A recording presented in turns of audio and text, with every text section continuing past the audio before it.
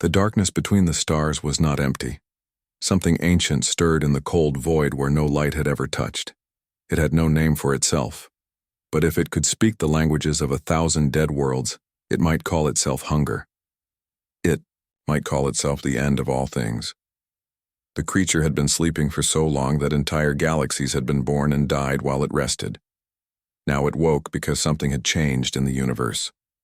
Somewhere in the endless black, there was a new sound, not the usual screaming of dying worlds or the silence of empty space. This was different. This was singing. The Voidstalker stretched its massive form across light years of space. It was not made of flesh or metal like the small beings it had consumed before. It was made of the space between thoughts, the pause between heartbeats, the moment before death comes. When it moved, reality itself seemed to bend and crack around its edges. For countless ages, the creature had traveled from star to star, world to world, always hungry and never satisfied. It fed on fear and despair, growing stronger with each civilization it destroyed. The pattern was always the same. First came the terror as beings realized something impossible was coming for them. Then came the desperate attempts to flee or fight. Finally came the sweet surrender as entire species gave up hope and let the darkness take them. The creature remembered the crystal cities of Vega Prime, how they had shattered like glass when it whispered their inhabitants' deepest fears. It remembered the warrior race of the Centauri cluster, how their weapons had passed harmlessly through its form, while it slowly drained their will to live. It remembered 1,000,000 other worlds, 1,000,000,000 other species, all reduced to nothing more than food for its endless appetite. But now something was calling to it from a small yellow star in an unremarkable arm of a spiral galaxy. The creature turned its attention toward the sound and began the long journey across space. It moved faster than light, folding the universe around itself like a dark blanket. As it traveled, the creature studied its destination. The third planet, from the yellow star, showed all the signs of intelligent life. There were cities of metal and glass, vehicles moving like tiny insects across the surface, and signals bouncing between artificial satellites. The beings there seemed to be in their technological infancy, just beginning to reach beyond their own world. Perfect, the creature thought. Young civilizations always tasted the sweetest. They had not yet learned that the universe was vast and cruel, and utterly indifferent to their small lives. They still believed in hope. The creature could already sense the emotions emanating from the blue planet.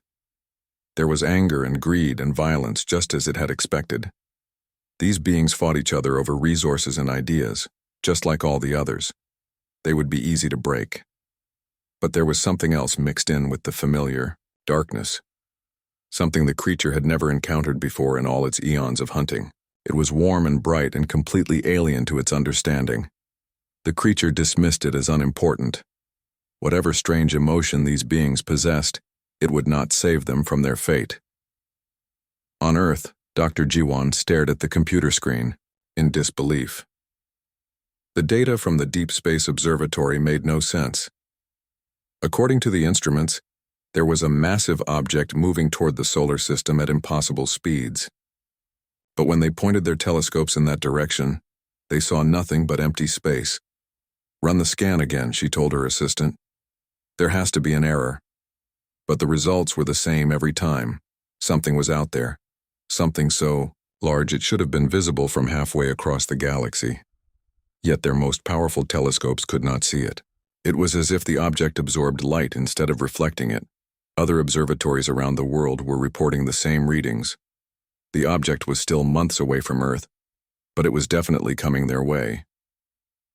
The world's governments were quietly informed, and emergency meetings were called in secret rooms far underground.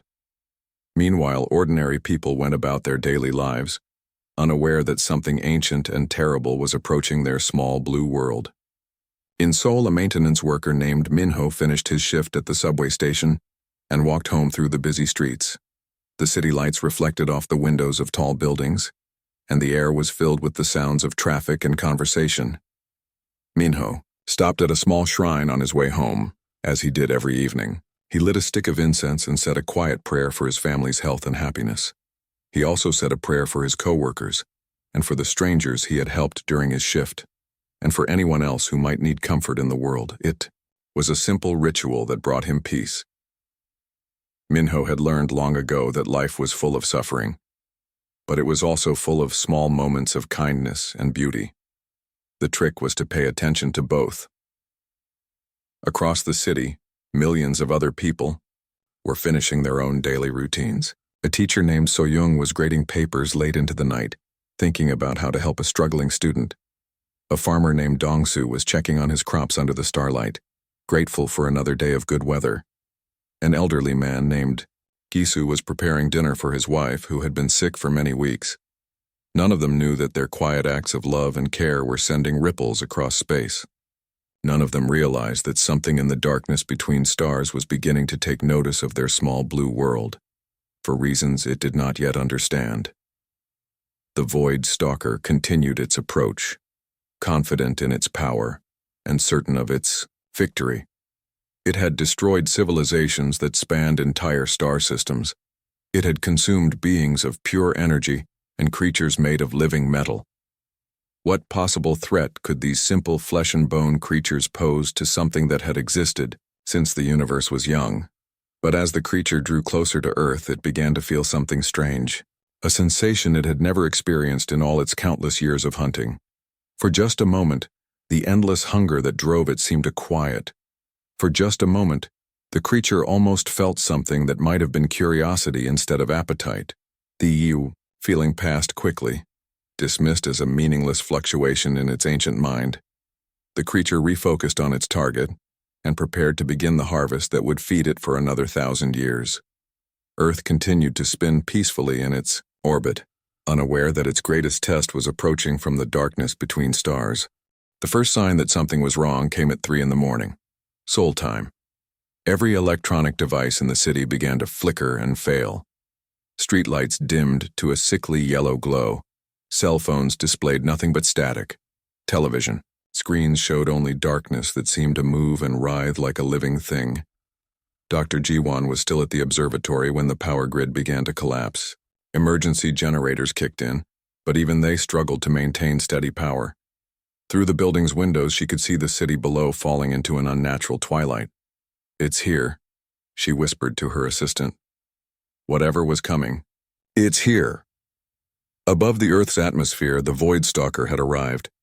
Its massive form blocked out entire sections of the starfield, creating a shadow that fell across half the planet.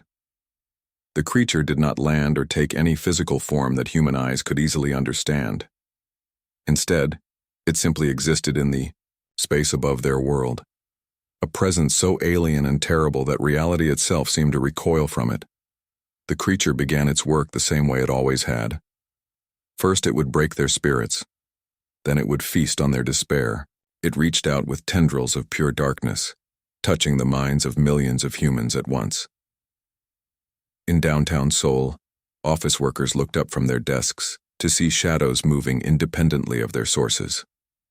The shadows grew longer and darker, reaching across floors and walls like grasping fingers. People began to scream as they saw their own fears given shape and form in the writhing darkness. But not everyone screamed. Minho was cleaning the subway platform when the shadows came alive. He watched calmly as dark shapes emerged from corners and doorways, moving toward him with obvious malice. Other people in the station were running and shouting, but Minho simply set down his mop and observed the approaching darkness.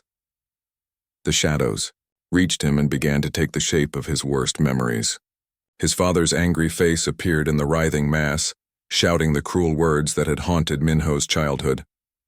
The darkness showed him the day his mother died alone in the hospital, while he was too far away to say goodbye. It displayed every failure, every regret, every moment of pain he had ever experienced. Minho looked at these manifestations of his personal hell and felt something the Void Stalker had never encountered before. Not terror or despair, but a deep sadness that seemed to extend beyond himself. "You must be very lonely," Minho said quietly to the darkness, "to spend so much time looking through other people's pain." The shadows hesitated. In all the creatures, Eons of existence, no being had ever responded to its psychological attacks with sympathy. The Void Stalker probed deeper into Minho's mind, searching for the fear that must be hiding somewhere beneath this impossible calm. Instead, it found something that made the ancient creature recoil in confusion. Minho was not afraid of it. He was concerned for it. The human was looking at a cosmic force of pure destruction and feeling sorry for how empty its existence must be. Similar scenes were playing out across the globe. In London, a nurse named Emma continued tending to her patients, even as the hospital filled with living shadows. In Tokyo, a street sweeper named Hiroshi offered a bottle of water to a manifestation of pure darkness, somehow sensing that even cosmic entities might know thirst. But it was in a small classroom in Busan where the Void Stalker encountered its second major shock. The teacher, So-young, had gathered her students in a circle on the floor as the building shook around them. Dark shapes pressed against the windows, and the air itself seemed to whisper threats and terrors. "Don't look at the scary things," So-young told the children gently. "Look at me instead. Let me tell you a story." The shadows in the room grew thicker, trying to break her concentration. The creature reached into her mind, searching for traumas it could use against her.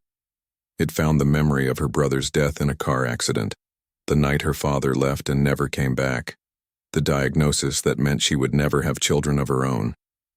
But instead of breaking under the weight of these painful memories, So-young simply acknowledged them and continued speaking to her students.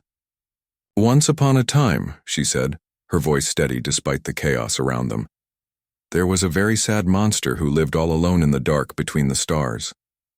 The Void Stalker froze. Was this human telling a story about it? How could she possibly? No. The monster was so lonely that it forgot how to be anything except scary, So-young continued. It would visit other worlds and frighten the people there, because that was the only way anyone ever paid attention to it. But being scary all the time made the monster even sadder and lonelier than before. The children listened with wide eyes, but they were no longer looking at the shadows with fear. Some of them had begun to nod along with the story, as if they understood exactly what So-young was talking about. "What happened to the sad monster?" asked a little girl named Yunji.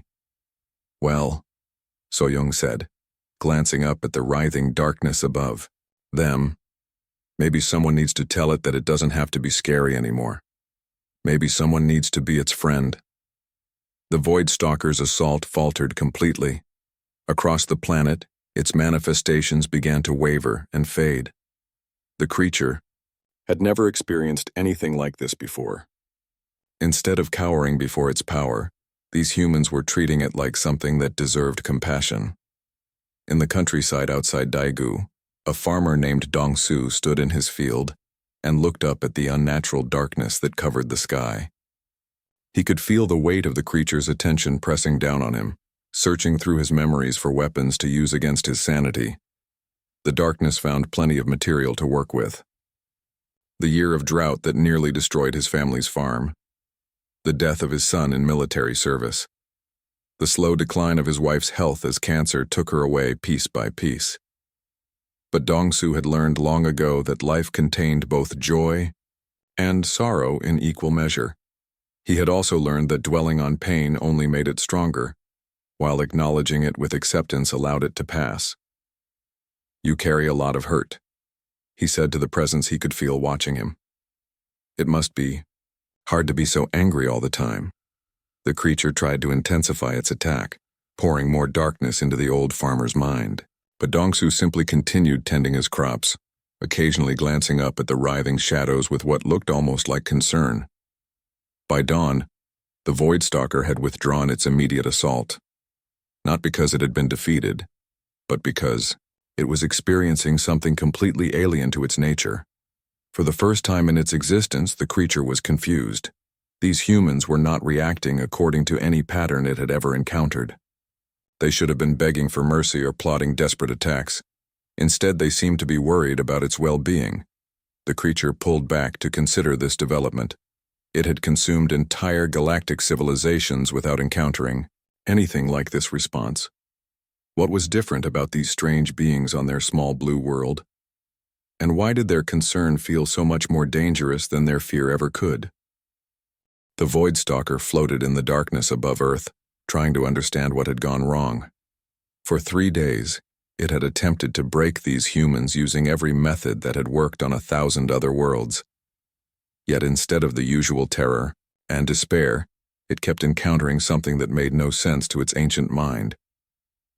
Compassion. The creature had never experienced such a thing directed toward itself.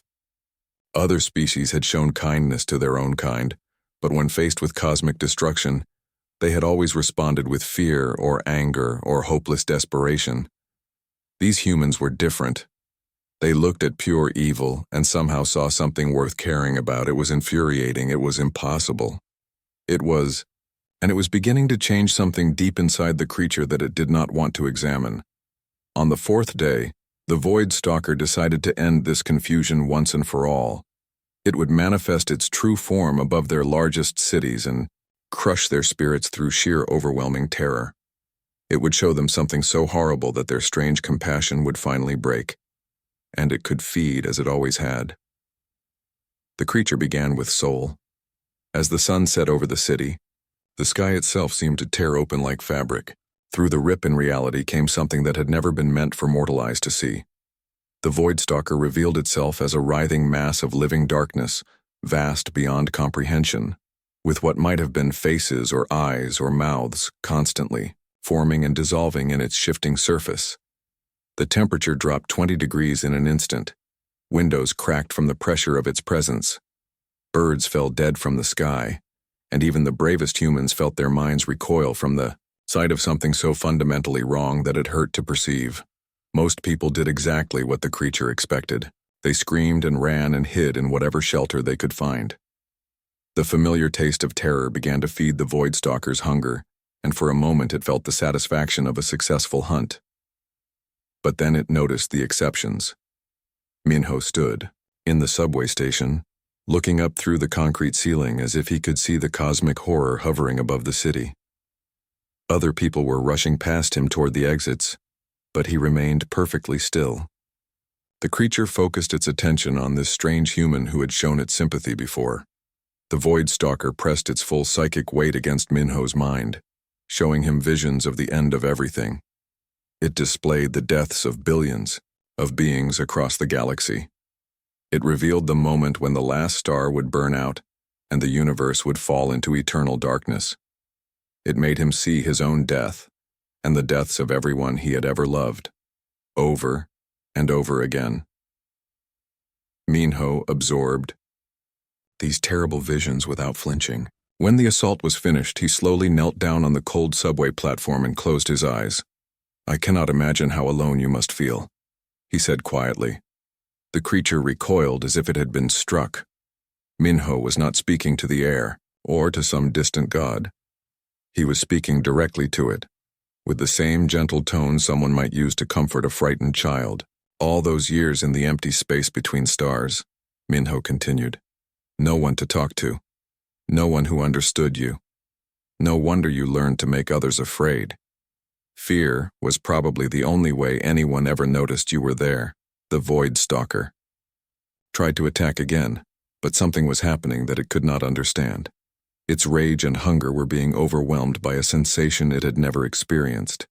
It felt seen in a way that went beyond being observed or feared. This human was looking past its terrible power and seeing something else entirely. "You must be so tired," Minho said, "carrying all that loneliness for so long, never having anyone care whether you existed or not." And then Minho did something that shattered every assumption the creature had built over eons of existence. He began to pray. But he was not praying for protection from the cosmic horror above him. He was not asking to be saved from destruction. He was praying for the creature itself. "Please," Minho whispered, his words somehow carrying across the vast distance between the subway platform and the entity floating in space above. "Please help this lost soul find peace. Help it remember that it was not born to be alone. Help it discover that there are better ways to be noticed than through fear." The Void Stalker felt something crack inside its ancient consciousness.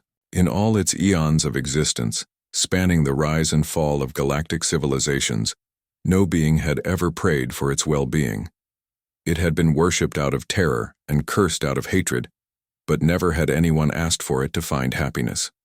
The prayer continued, and with each word the creature felt more of its defenses crumbling. Help it to know that someone cares about its pain. Help it to understand that it does not have to destroy others to prove that it exists.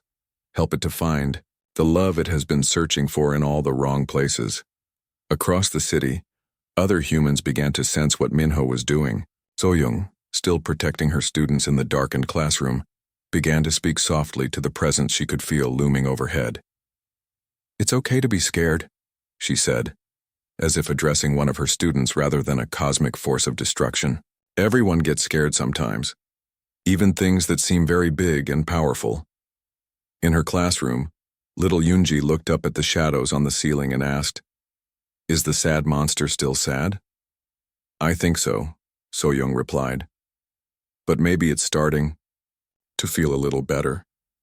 The farmer Dong-su stood in his field and spoke to the darkness above as if it were an old neighbor who had come to visit. "You know, when my son died, I thought I would never stop being angry at the world, but anger just made the hurt worse.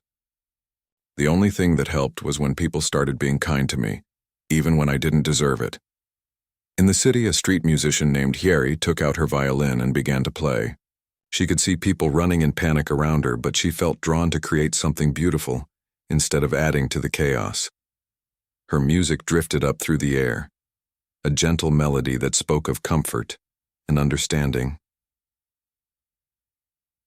The Void Stalker had never heard music played for its benefit before. It had heard the war songs of doomed civilizations and the funeral dirges of dying worlds, but never had anyone offered it beauty simply as a gift. Each act of unexpected kindness hit the creature like a physical blow. Its form began to waver and shift as emotions it had no words for crashed through its consciousness. The hunger that had driven it for millennia was being replaced by something infinitely more complex and terrifying. It was beginning to feel grateful. The realization sent shockwaves through the creature's being. Gratitude was an emotion that required acknowledging others as more than just sources of food. It required seeing them as beings worthy of kindness. It required the possibility that it might owe them something in return. For the first time since its birth in the cold void between galaxies, the Void Stalker began to question what it was and why it existed, and for the first time in its endless existence, the creature that had feared nothing began to experience fear. Not fear of these small humans and their fragile world, but fear of the changes that were happening inside itself. Fear that it might no longer be a monster after all. The Void Stalker tried to flee. For the first time in its endless existence, the ancient creature attempted to run away from something. It began to pull back from Earth's atmosphere, desperate to escape the confusing emotions that these impossible humans had awakened within it.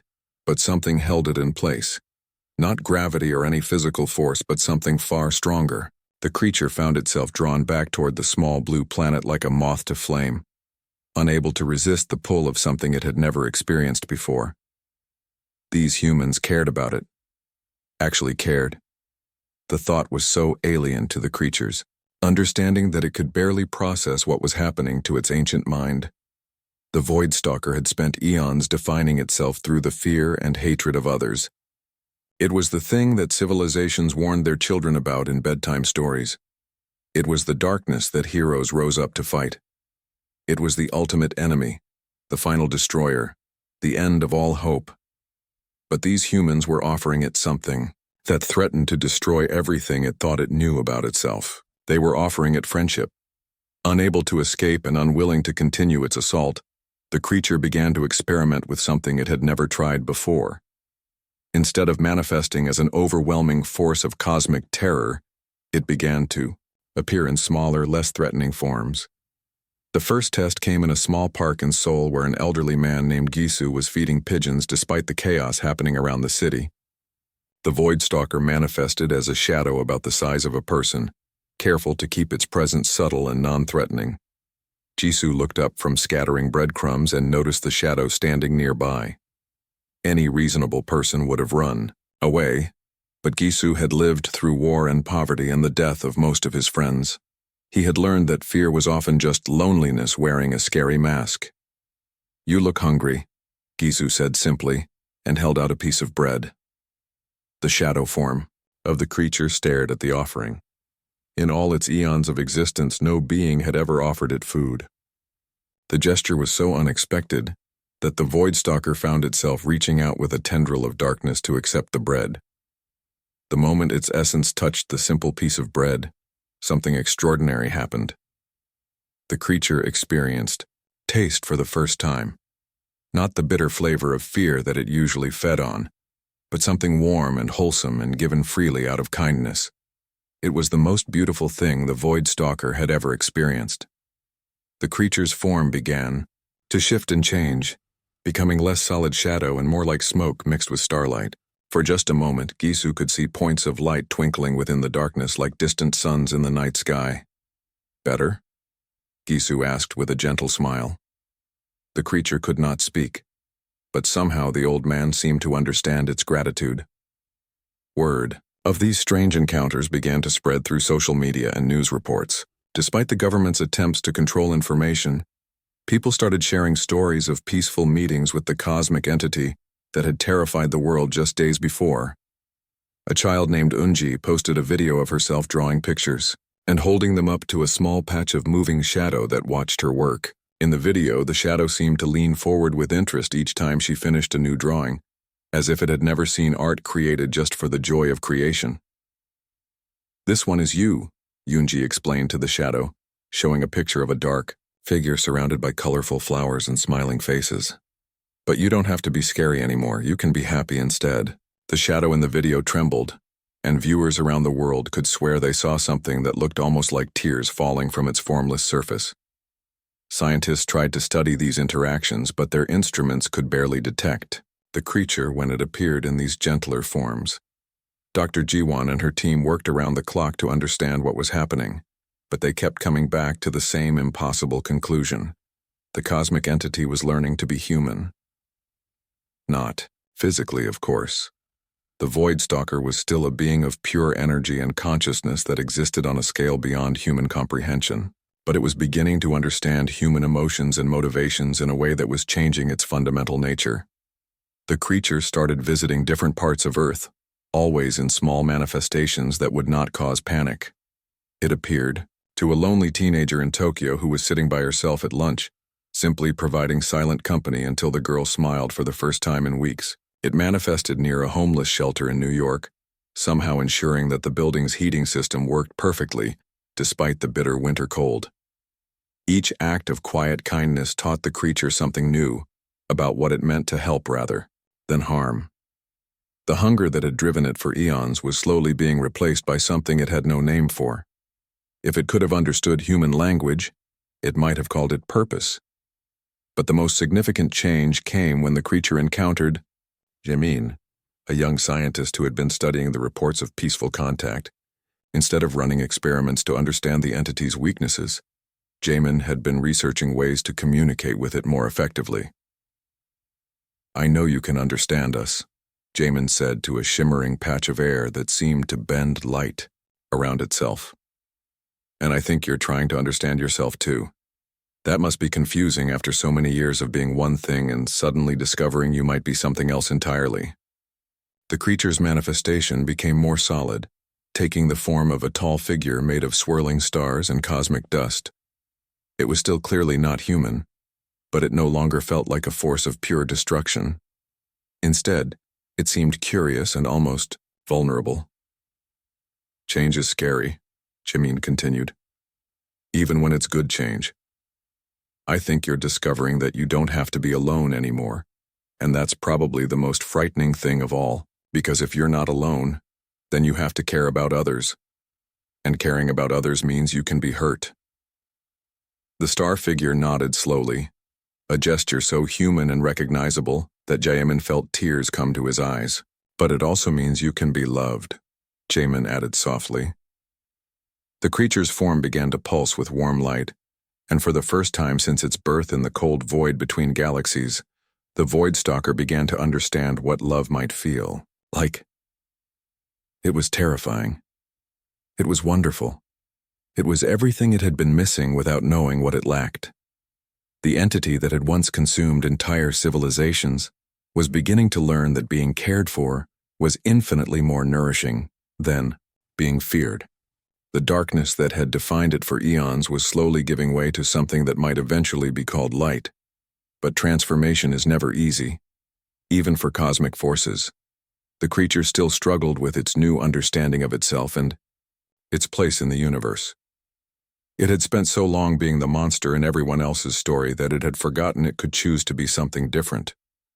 The real test would come when it finally decided what kind of being it wanted to become, and whether these strange, compassionate humans would help it find its way to redemption, or if the weight of its ancient sins would prove too heavy to overcome. For now, though, it was enough to know that it was no longer alone in the darkness, between stars. It had found something worth protecting instead of destroying. It had found Earth. It had found humanity. And perhaps most importantly, it had begun to find itself. 3 months after the Void Stalker first appeared above Earth, something unprecedented happened. The creature chose to speak. It manifested in the center of Seoul on a clear spring morning, taking a form that humans could look upon without fear. Instead of writhing darkness or cosmic horror, it appeared as a tall figure made of gentle starlight, its surface showing distant galaxies and nebulae like a window into the beauty of deep space. Thousands of people gathered in the square, but there was no panic this time. Children pointed excitedly at the swirling colors within the creature's form. Elderly people nodded with satisfaction, as if they had been expecting this moment. Young couples held hands and watched in wonder as something impossible became real before their eyes. Minho was among the crowd, still wearing his maintenance uniform from his morning shift. When the creature's attention fell upon him, he felt the same warmth he had experienced during those first terrifying days when he had prayed for this lost soul among the stars. "I want to understand," the creature said, its voice like distant thunder mixed with the sound of wind through leaves. "You showed me kindness when I deserved only fear. You prayed for my soul when I did not know I had one. Tell me why." Minho stepped forward, feeling the eyes of the world upon him. News cameras from every nation were broadcasting this moment live, but all he could focus on was the genuine curiosity in the creature's voice. "Because everyone deserves to be cared about," Minho said simply. "Even you. Especially you. You were so alone for so long that you forgot there was any other way to exist." The creature's form shimmered with what might have been emotion. "I have destroyed entire worlds. I have consumed civilizations that created beauty and art and love. How can such things be forgiven?" An unexpected voice answered from the crowd. It was Soyoung, the teacher who had told her students stories about a sad monster. She approached the creature with the same gentle confidence she used with frightened children. "Because you're not the same being who did those things anymore," she said. "You've learned to feel sorry for the pain you caused. You've learned to care about others. That's what redemption means. Not pretending the bad things never happened, but choosing to do better from now on." The creature knelt down so that its star-filled face was level with hers. "But the weight of what I have done, how can I carry it without being crushed?" "You don't carry it alone," said Dongsu, the farmer who had offered understanding instead of hatred. He pushed through the crowd with dirt still on his hands from the morning's work. "When the burden is too heavy for one person, we help each other carry it. That's what families do, that's what friends do." "Friends," the creature repeated, as if testing the word. "I do not know how to be a friend." Little Yunji wiggled free from her mother's hand and ran up to the kneeling figure of living starlight. Without any fear, she reached out and touched the creature's form. Her hand passed through the cosmic matter like touching warm water, and where she touched, points of light began to pulse in rhythm with her heartbeat. "It's easy," Yunji said with the confidence that only children possess. "Friends care about each other. Friends help when someone is sad. Friends share good things.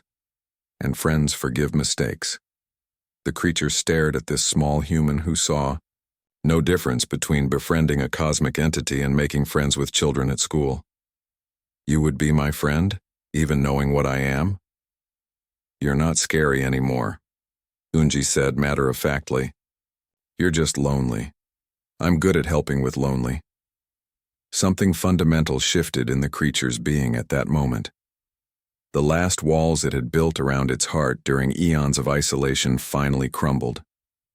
For the first time since its birth, in the void, the entity that had called itself the Void Stalker felt truly, completely connected to other living beings. I want to make amends, the creature announced, its voice carrying to every corner of the square. I want to protect instead of destroy. I want to help instead of harm, but I do not know how to begin. Dr. G1 stepped forward from where she had been recording everything on her instruments. Start small, she suggested. Help where you can, learn as you go, be patient with yourself. Change takes time, even for cosmic entities. The creature nodded slowly. Will you teach me? Will you help me learn how to be something other than a monster? The answer came not from any single person, but from the entire crowd. A chorus of voices, young and old, speaking in dozens of languages but all saying the same thing. Yes. In the months that followed, the world watched in amazement as the former Void Stalker began its journey toward redemption. It appeared during natural disasters, using its cosmic powers to shield cities from earthquakes and deflect asteroids that might threaten Earth. It helped failing satellites regain their orbits and protected astronauts during dangerous space missions. But the creature also learned to appreciate smaller acts of service. It would appear as a gentle shadow to comfort crying children during thunderstorms. It helped lost hikers find their way home by subtly bending light to guide them.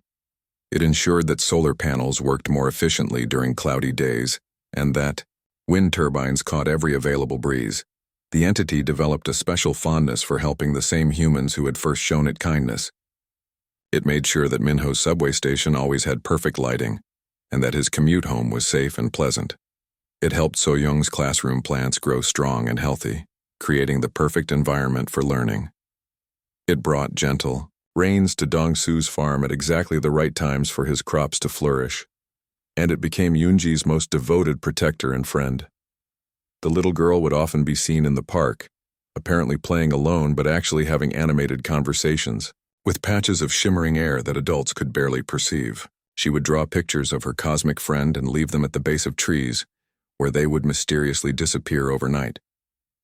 The creature also took on a role that no one had expected. When other cosmic threats approached Earth, drawn by the planet's growing reputation for strange events, they found themselves facing something they had never encountered before. The former destroyer of worlds had become Earth's guardian, and it would not allow any harm to come to the beings who had taught it the meaning of love. Other ancient entities that had once been the Void Stalker's equals in power and malice found themselves confused by their old companion's transformation. Some tried to convince it to return to its former ways. Others attempted to destroy Earth out of spite or jealousy. All of them learned that there is no force in the universe more dangerous than a reformed monster protecting the ones it loves. But perhaps the most remarkable change was the simplest. 1. The creature no longer felt the endless hunger that had driven it across the galaxy for eons. The emptiness inside it had been filled with something infinitely more satisfying than fear or despair. It had been filled with purpose, with connection, with the knowledge that it was valued and loved not for what it could do, but for what it was choosing to become. On quiet evenings when the Earth turned away from its star and the cosmic guardian's true form was visible among the constellations, people around the world would look up and see something beautiful. The darkness between the stars was no longer empty and cold. It sparkled with gentle light, patient and protective, watching over a small blue planet that had taught the universe's greatest monster how to love. And sometimes, on very special nights, children with sharp eyes and open hearts could see the guardian wave back at them, a gesture of pure joy from a being that had finally learned it was not alone in the vast cosmos after all.